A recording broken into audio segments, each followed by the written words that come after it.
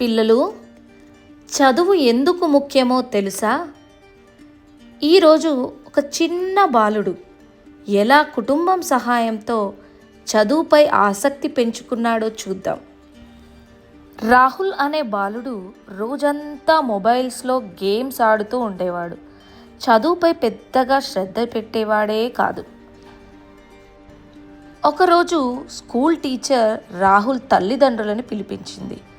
రాహుల్ చాలా తెలివైనవాడు, కానీ చదివితే ఇంకా బాగా రాణిస్తాడు అని చెప్పింది. ఆ సాయంత్రం ఇంట్లో పెద్ద చర్చ. అమ్మ, నాన్న, తాత, అమ్మమ్మ కలిసి రాహుల్తో మాట్లాడారు. ఆ తాత రాహుల్తో చెప్తున్నాడు, నాకు చిన్నప్పుడు చదువు అవకాశం రాలేదు బాబు. నువ్వైనా బాగా చదివి పెద్దవాడివవ్వాలి అని తాత ప్రేమగా చెప్పాడు. అప్పుడు వాళ్ళ అమ్మ ఒక చదువు టైం టేబుల్ తయారు చేసింది. చదువు అయ్యాక ఆట సమయం కూడా పెట్టింది.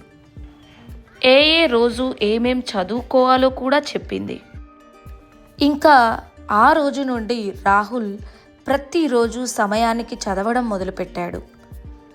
కొద్ది రోజుల తర్వాత పరీక్షల్లో మంచి మార్కులు సాధించాడు. టీచర్ కూడా అతన్ని ప్రశంసించింది.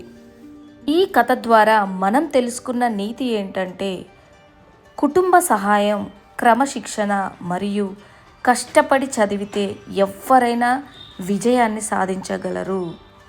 Thank you for watching.